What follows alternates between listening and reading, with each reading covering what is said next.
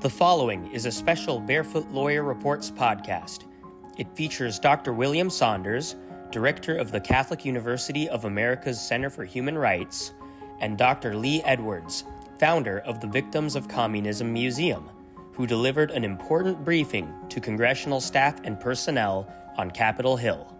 In this briefing, Dr. Saunders and Edwards contextualize the Chinese Communist Party within the broader movement of communism, which continues to threaten freedom and democracy across the world. There used to be more of a little red light that I'm familiar with, but it's great to be here. I'm a lawyer, I'm a human rights lawyer, and part of my mission is to help you understand that human rights is not a term that's owned by the left or by atheists.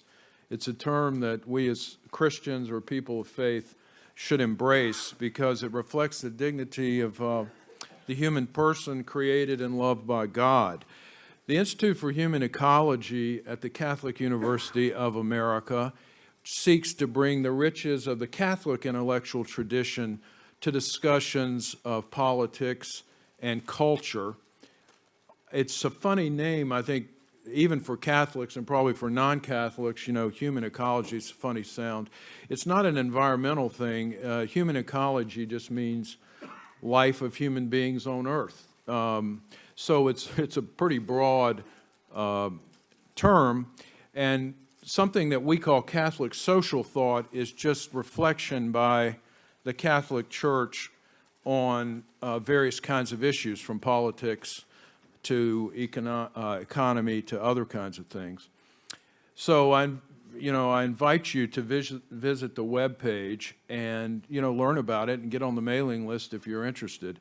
My particular program is a Master of Arts in Human Rights, which again we look at particularly from the perspective of the Catholic Church, but I've had several non-Catholics who have taken the degree, and it's a part-time as well as full-time. So I know a lot of Hill staff, you like to add credentials and to help you move along in your career, and I welcome you to take a look at the program and see if you're interested.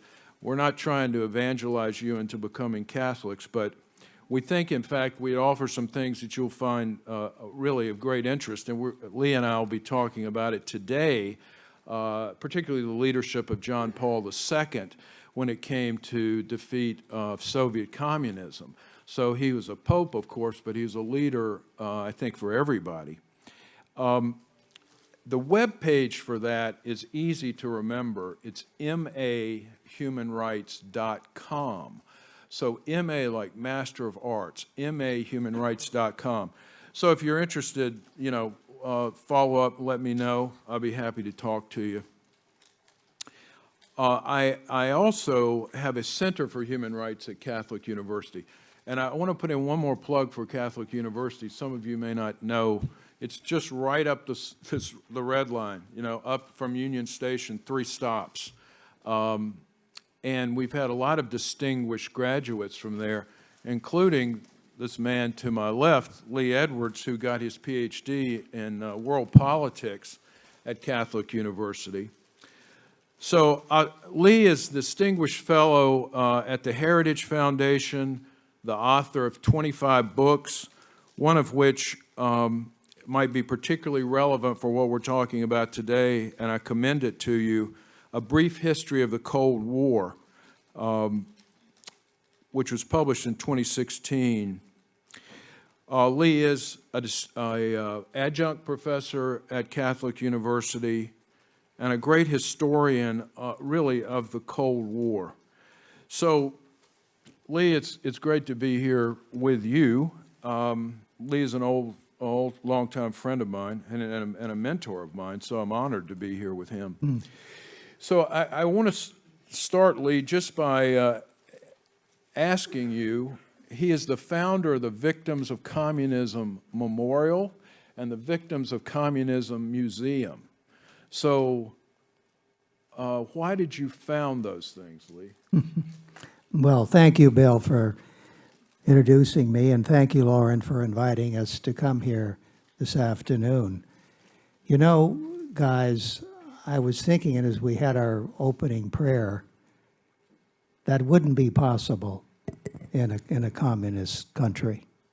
It's not possible today in Cuba or in North Korea or in China or in Vietnam to open up a meeting like this with a prayer.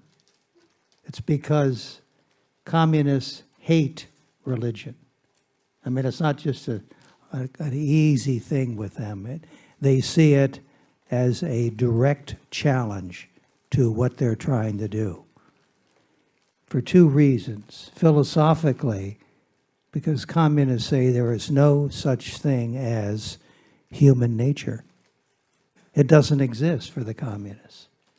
And they say that all of us are born just with a blank sheet, and anything can be imprinted on that sheet, on that surface. And secondly, they're opposed to religion politically, because they say that people of faith, like you all, organize, and you have meetings like this, and that kind of a meeting would be a threat to the political power of the communists. So if you read the Communist Manifesto, Karl Marx says that religion is the opium of the people. It's the opium. And they hate it so much that they will do anything and everything they can to stamp out faith, religion, and God. Briefly, I got into this because when I was a student in Paris a lot of years ago, I was about your age, and one day, this is in 1956, the fall of 1956, and all of a sudden, all of Paris was very excited because a revolution had started in Hungary. And young men and women, just your age, had said no more of the Soviet tanks, of the Soviet troops. We're going to get rid of them. Leave our country. We want freedom. We want liberty. And the communists were so shocked that they pulled out of Budapest and Hungary. And I was in Paris as a student. I got so excited I was going around almost dancing in the streets because people were speaking up for freedom, right? And saying to the communists, get out of town. For 2 weeks, that was what the message was. And then what happened? The tanks came back in. The troops came back in. Young men and women like you stood up against them with old shotguns and rifles and Molotov cocktails, and they were slaughtered by the communists. As many as 2,000 young Hungarian students were killed. Almost 220,000 were in jail, and 200,000 Hungarians fled from Hungary. What was my reaction? Well, I was just floored by this. Well, how could this happen? And now what's going to be the reaction from the West and from the United States? It was a press release. It was a calling for a resolution in the United Nations. Meaningless, powerless actions. And I said, well, and I was embarrassed for my country. I was embarrassed for my government. And I said, well, I pledge, I vow that for the rest of my life, I will do whatever I can to support those who are resisting communism. Then jumping ahead several decades, finally the Berlin Wall did come down, which had been there for 30 years, blocking off Eastern and Central Europe from the West. And 100 million people had been living behind the Iron Curtain in poverty and in misery. Little bit of improvement here and there, but no freedom of speech, no freedom of assembly, no freedom of religion, no freedom of press. And the wall came down, and Soviet communism was all over. And again, it was time to celebrate, which is okay. But already we could see that people were forgetting what communism was all about, what had happened behind the Iron Curtain for 30 years, and it had to be told. And so we started the Victims of Communism Memorial Foundation. For the ladies in the audience this afternoon, I want to be very open about something. That my wife Ann and I and our daughter were having brunch and saying, and I was going on and on. You can tell I get excited. I was going on and on about communism. We must know what it was all about. And Ann looks at me and says, you know what we need? We need a Victims of Communism Memorial. It was her idea, so I scribbled that on a paper napkin, stuck it in my pocket. The next day, made the call, and we began putting all the pieces together. So in 2007, it took us a few years. This was 90, so 14 years later, about 15, we were able to dedicate a memorial to the victims of communism on Capitol Hill, Massachusetts Avenue in New Jersey, across from Georgetown Law. And George W. Bush was there as president to accept it for the American people. And in a bipartisan way, Tom Lantos, whom you guys probably never heard of, but he was a great, great, great orator, chairman of the House Foreign Relations Committee, and the only person ever to survive the Holocaust and to serve in the Congress, and a liberal Democrat. So there was Tom and there was George W. together talking about the Victims of Communism Memorial. And then another decade went by and we said, well, memorial isn't enough, we have to have a museum, a permanent place that people can remember and research. So a museum of research and remembrance about the victims of communism. And by the way, how many? 100 million victims of communism since the Bolshevik Revolution. 100 million. That cannot be forgotten and will not be forgotten if we have anything to say about it. And so just earlier this year in June, as a matter of fact, we dedicated and announced and opened our Victims of Communism Museum. And you're all invited to come on down. We're at McPherson Square, 15th and K, just 2 blocks from the White House. And I'm happy to say that people are coming, and those numbers are increasing every single day. Well, I don't want to talk anymore. Oh, good. I just want to say I'm taking my students to visit it. I hope you all will visit it. There was a book that came out, I'm not sure, 10 years ago, maybe 12 years ago, but it was called The Black Book of Communism, and they tried to document the people who'd been killed by communism. It's about that thick.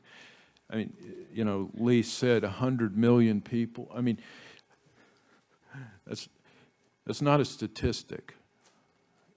It's 100 million individuals, you know. And if you believe, like you do here, the dignity, again, of the human person, that if you're a Christian, that Christ died for each person, that's 100 million, one after the other. Person one, person two, you know, John, Sue, whatever, one after the 100. It's not a statistic. It's a number of human beings, individual human beings who had, you know, families, who, you know, either had children, they certainly had parents, they had friends, you know, they were school teachers or bus drivers or whatever, and they were murdered in the name of communism. Now, that is a heck of an indictment of communism. And I agree with Lee, the importance of this Victims of Communism Museum, because, you know, you guys are all a lot younger than we are, and you may be better informed than than your peers. But I think many, many, many young people have just don't remember what happened under communism. And I mean, it's vague. They might have a vague idea. I just want to say a couple other things. The fall of the Berlin Wall was the conclusion of the Second World War. The Second World War, which again we forget, we think, well, it was just, it was three great political systems at war. One was, of course, the Nazis, one was Western democratic government, but the other one was communism. And because of the war, I mean, if you look at Europe before the war, the communists were killing people right and left. It was a war. But because of the way the Second World War went, of course, the United States and the Allies were allied with the Soviet Union, and so a lot of people lost sight of that there were three combatants in that war. And after the Second World War, the Soviet Union created an empire, but of communism, and there was this wall. And again, I mean, maybe you've all seen it, but if you haven't seen it, go online and look. There are places that have pieces of the Berlin Wall. And I was telling Lee, in 1988, I was in Czechoslovakia, which is now two countries, the Czech Republic and Slovakia. But I was in Czechoslovakia 6 months in 1988. Nobody I knew, now Lee is smarter, so he may have seen this coming, but nobody I knew had any idea that 6 months later, the Berlin Wall was coming down, and that communism would collapse, and that there would be freedom. And with freedom comes challenges, yes, but the dictatorship of communism was defeated. So you can change the world. You can change the world, because I'm telling you, people thought that communism would continue for another 100 years, that Soviet empire, or lots of people did. And in fact, because of people Lee and I will talk about, but because of people who believed in freedom and in the dignity of the human person, and who would not give in to business as usual with a regime that had murdered 100 million people, the world changed. So I'd say that you can think about it in these terms. There are three different people. There was a president, there was a prime minister, and there was a pope. The president was Ronald Reagan, who, when he came into office in 1981, said that he was not going to accept anymore a policy of accommodation, of détente. He said that from now on, we're going to initiate a policy on the offense. We're going to take down the Soviet Union. And one of his top aides said, well, that's pretty ambitious. And he said, well, it may sound ambitious and it may sound simplistic, but it can be summed up in these words: we win, they lose. And no American president had put it just that way until Reagan came along and said that, no more are we going to accept to be playing on the defense. So the president initiated, for those of you interested in foreign policy, we talk about that in A Brief History of the Cold War, a multi-tiered thing, which was economic, it was political, it was strategic, it was military. All these various elements were put together in the Reagan doctrine. That was in 81, and by 85, 86, before the decade was out, you could see that the Soviet Union was beginning to disintegrate before your very eyes. Cracks were appearing in that wall, in that Berlin Wall, in that iron curtain. And then, of course, the Pope, John Paul II, who came to Poland and said at a mass for 1 million Poles, "Be not afraid." Such simple words, but carrying such weight and such inspiration. Be not afraid. And how did the people of Poland react to that? Within a couple of years, 10 million Poles had joined a solidarity trade union movement. That was 1/4 of all the people in Poland at the time. It'd be like 80 million Americans joining up. That's, as Bill said, what can happen when one man or one woman sets that kind of an example. And then finally, the Prime Minister, Margaret Thatcher of Great Britain, the United Kingdom, who was also saying that there's something different about Mikhail Gorbachev, who came in as the General Secretary of the Communist Party. She said, "We can do business with him." Now, that was pretty shocking.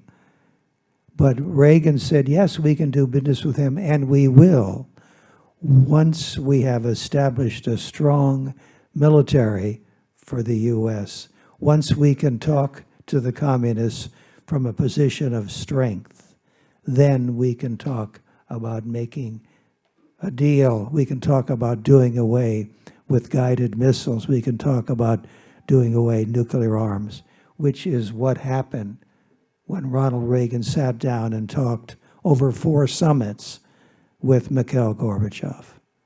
So the president, the prime minister, and the Pope all came along. How did that happen? Was that coincidence? Was that just luck? Or was it providential? Well, I believe in providence, but I also believe in free will. And these various discrete actions taken by the Pope, the President, and the Prime Minister made it possible for that wall to come down and for 100 million people to be freed after 30 years under tyranny. Yeah, and I would add a couple of things. First, I would add a 4th person to Lee's 3, which was Solzhenitsyn, Alexander Solzhenitsyn. You know, I don't want to assume you know something that perhaps you don't, but he was a great dissident. He had survived the concentrations, the Gulag. And sometimes I've been asked, what's the most influential book I ever read in terms of my work as a human rights lawyer? And it is his volume 1 of the Gulag Archipelago. Here was a man who insisted that all those people who were worked to death or killed in those camps would not be forgotten. And he wrote the 3-volume Gulag Archipelago, which is magnificent. If you haven't read it, it's thick. You know, each volume is about that thick, but at least read volume 1. And he also wrote a book called One Day in the Life of Ivan Denisovich, which was world-changing. He brought to the attention of so many people the horrors that were going on behind the Iron Curtain. And I was telling Lee, I have my students, we always read his address, his commencement address at Harvard. If you haven't read it, read it.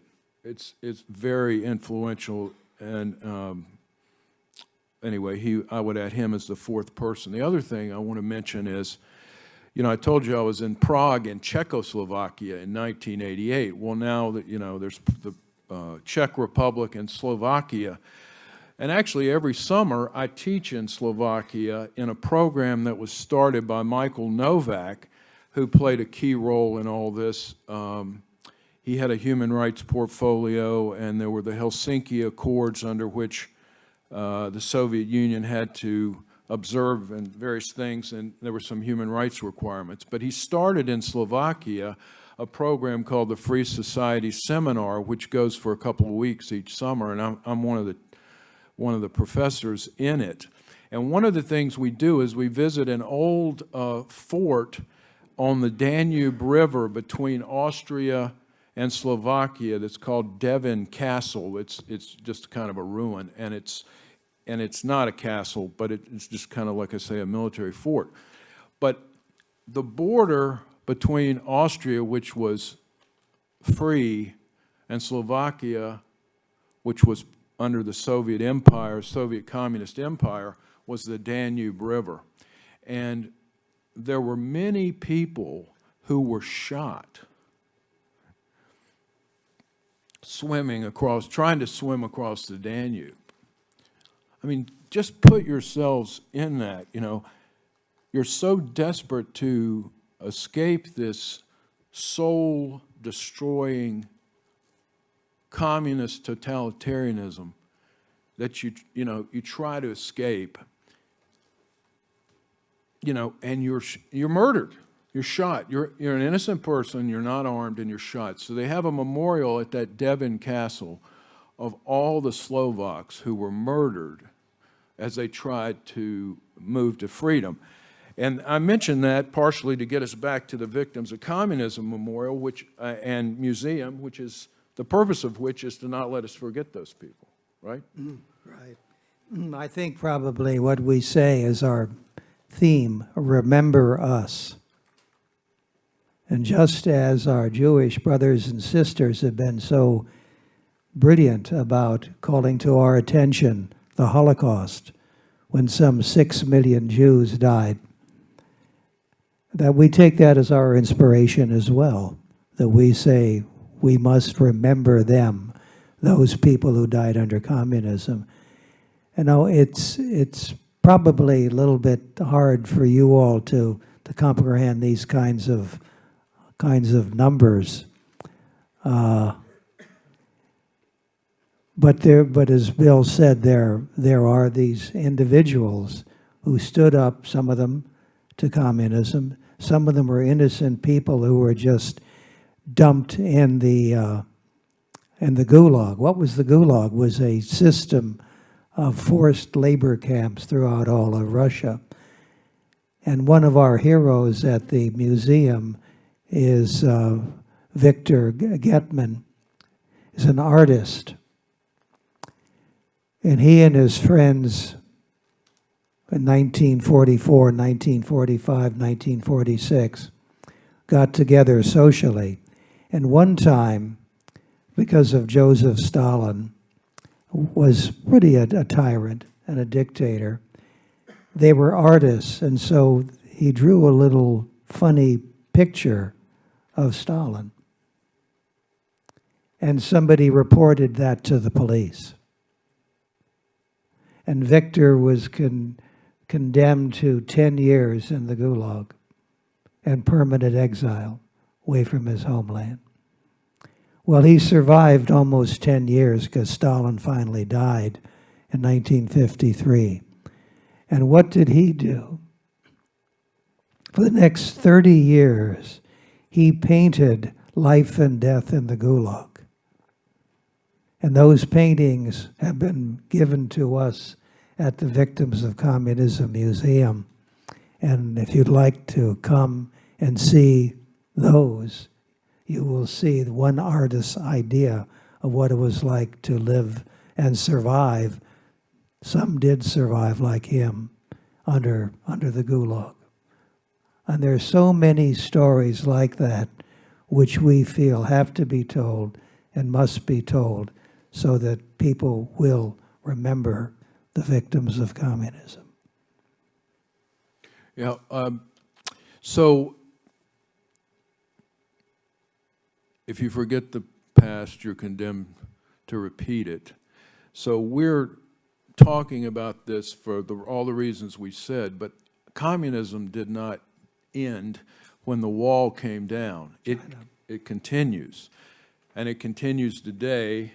As you all know, the largest country in the world, is a communist country, and is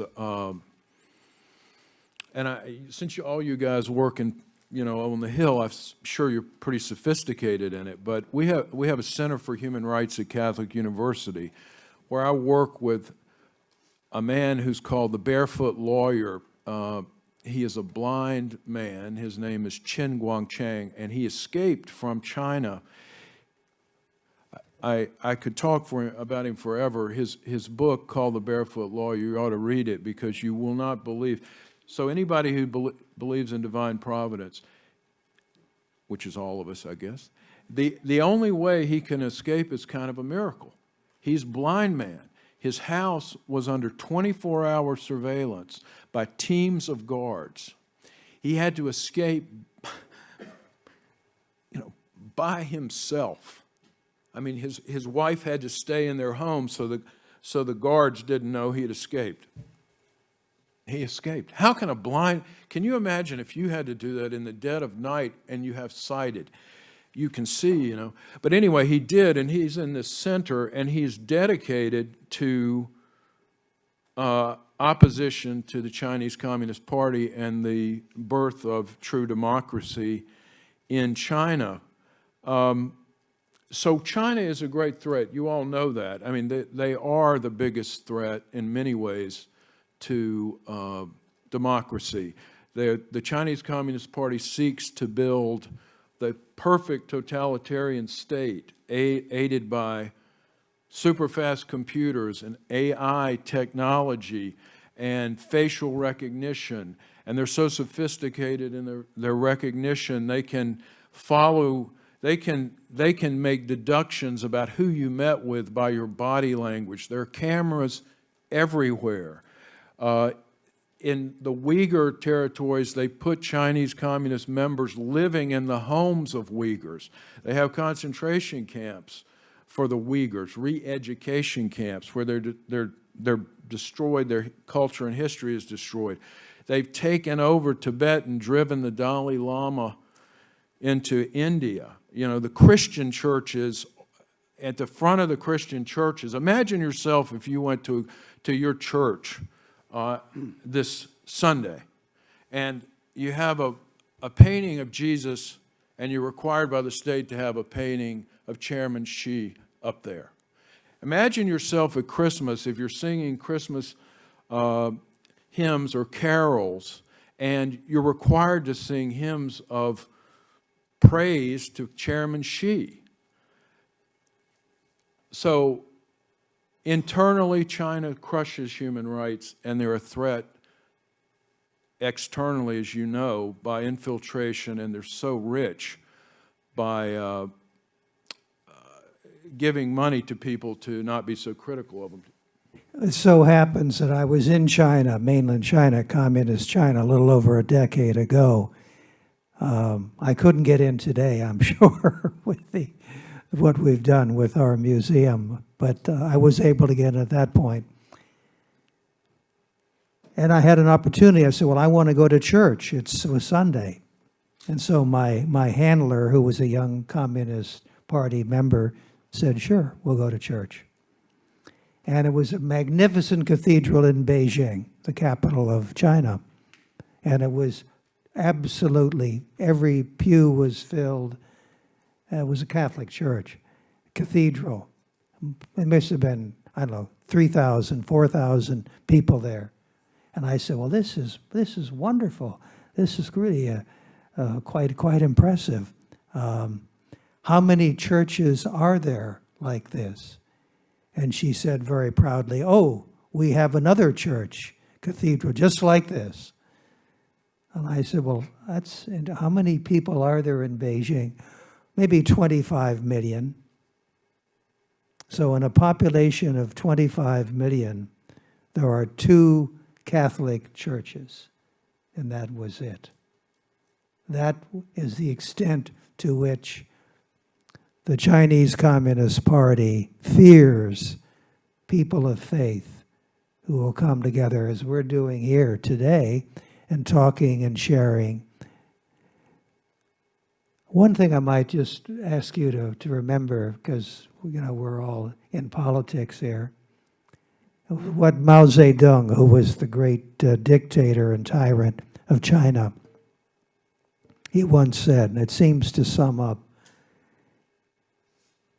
the Chinese Communist Party and the way it looks upon people. Political power, he said, political power grows out of the barrel of a gun. That is the way that they maintain their power and their control, through the barrel of a gun. So remember that. Q&A? Yes, please. Yeah. Thank you all so much.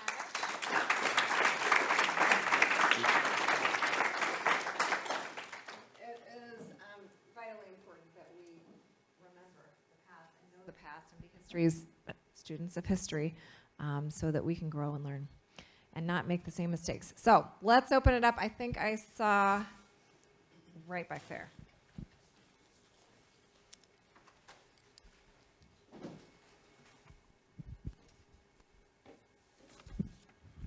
Hi, Joshua Gross with Congressman Duncan. It seems to me that we've talked very much about this in the past tense, and yet the Gramsci form of Marxism is now ascendant on our college campuses in the United States. True. Yep. What advice would you give this room of young people, because I am old enough to remember when the wall came down in '88, how do we combat communism from ascending here so that we're not adding tens of millions of Americans to that list? Go ahead, Bill. Well, you're right. I mean, cultural Marxism is as great a threat to America as the Chinese communist version is. I think, it is a gigantic, difficult issue because it's gone on so long and we've done so little, and it's so well entrenched, and they're having their march through the institutions, and now a lot of that thinking has taken over our business, our major corporate. So not only taken over the academy, not only have taken over Hollywood. If you don't believe they've taken over Hollywood, and I'm sure you all know, but I'll just give you an example.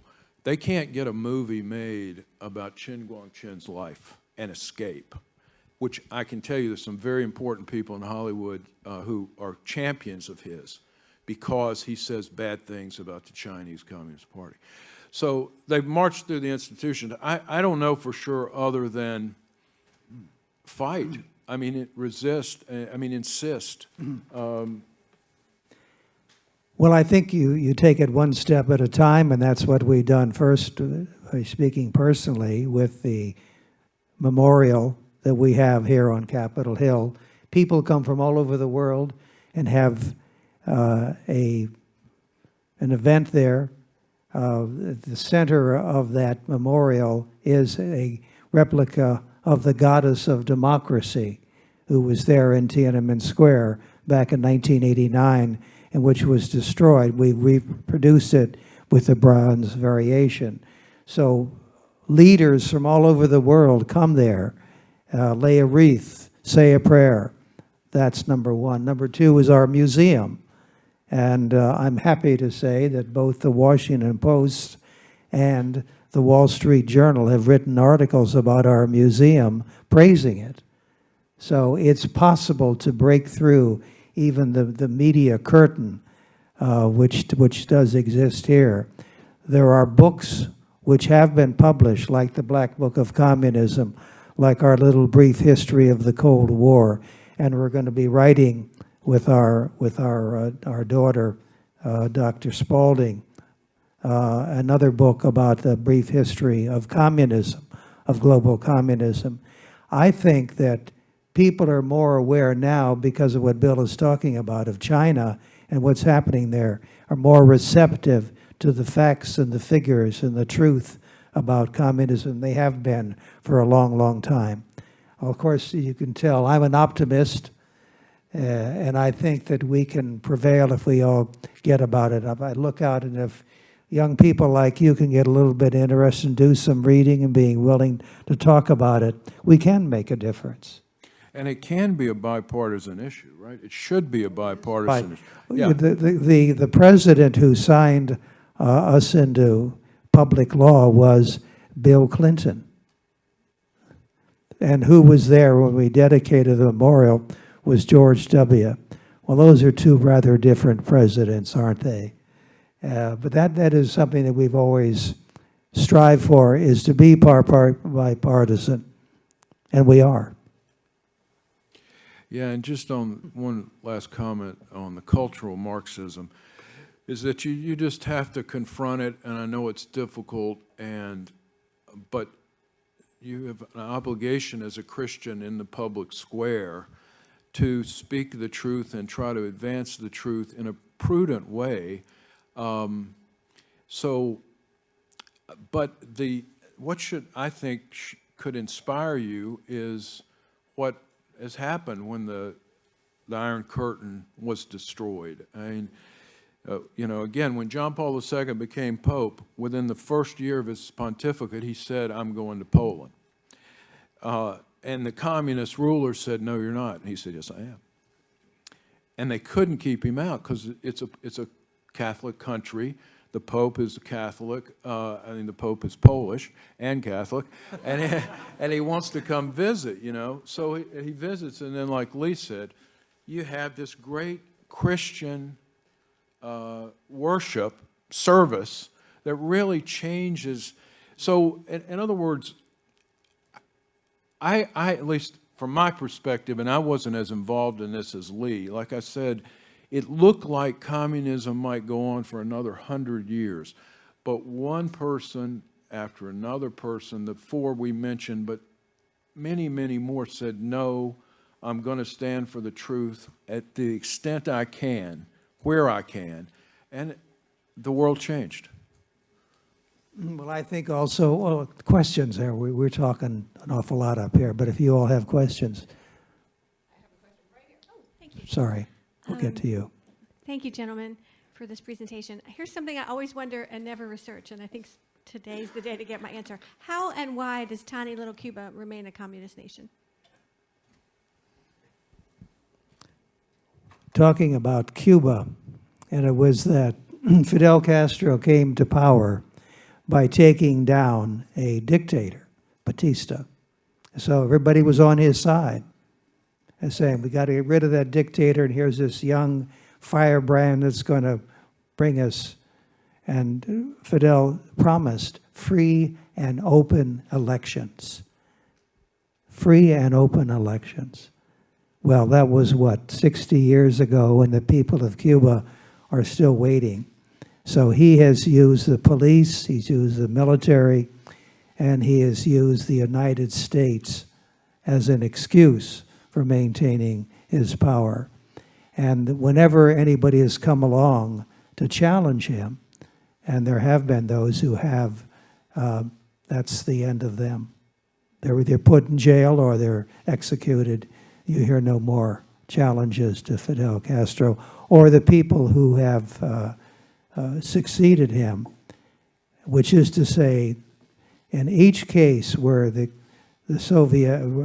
communists have prevailed, it's because they have had a strong political party.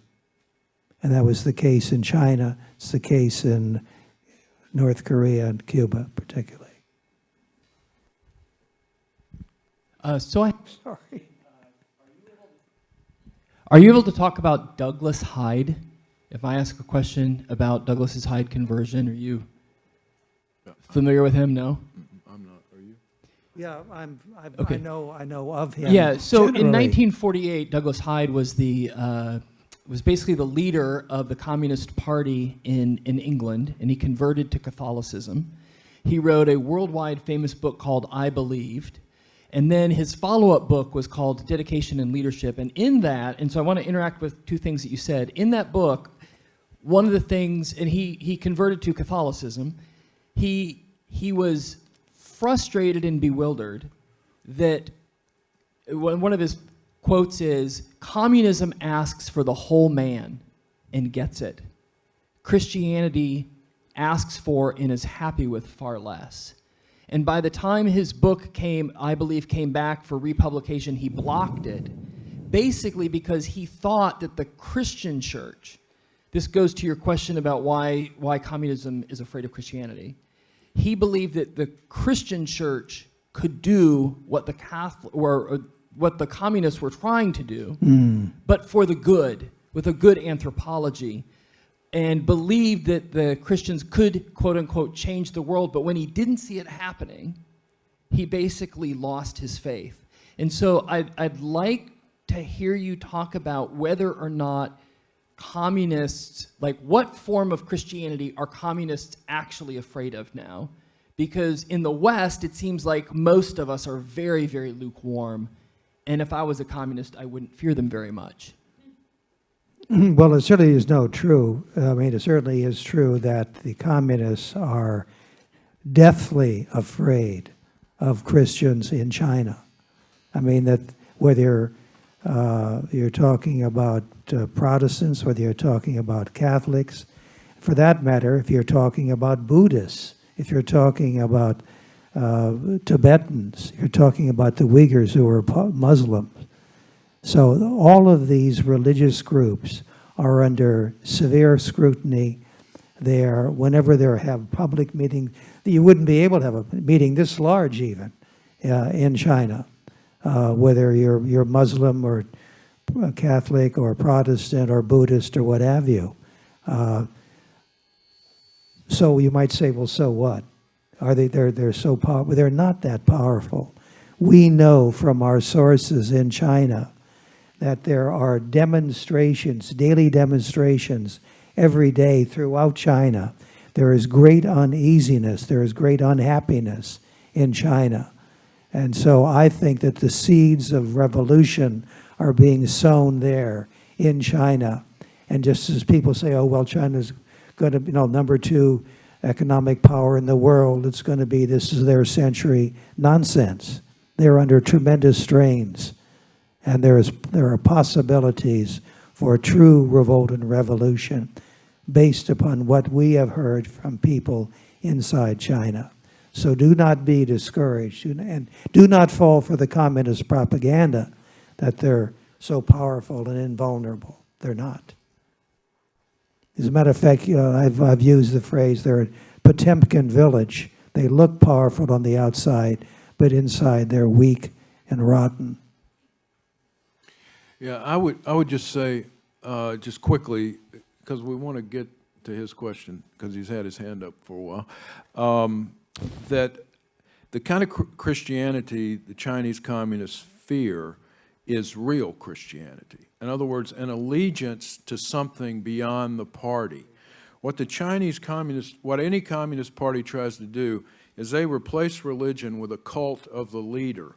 And you have it in China, and you have it in any of these countries. So a real Christian who has ultimate allegiance to something outside the party is what they fear. So they want to tame Christianity by making it,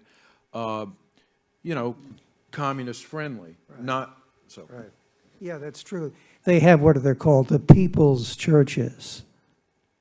The people's churches, which are controlled by the party and by the government. They're not true, as Bill said, they're not true religious groups. This will have to be the last and quick question. I am Peter Humphrey, an intelligence analyst and a former diplomat. I note that if you ask any high schooler in the U.S. who's the greatest mass murderer, you're going to hear Adolf Hitler. Mao is 60 million, Stalin was 20 million, Adolf Hitler was 11 million. Yeah. My question is, somewhere around 1950, we decided that the Soviet Communist Party was incompatible with long-term civilization. And we conducted decades of information operations and clandestine operations to break that party, and succeeded in 40 years. When does the campaign begin to break the Communist Party of China? Because I sure as hell see nothing. Well, it has begun. It has begun, and there is proof of it in our very existence with our Victims of Communism Museum. People told me that we were crazy to think that you could have an anti-communist, pro-freedom museum like that in Washington, D.C. But they were wrong. Now, it takes persistence, it takes some grit, but it can be done. And as I say, the reaction to our museum is very encouraging. When the Washington Post and the Wall Street Journal both praise you, you know you must be doing something right.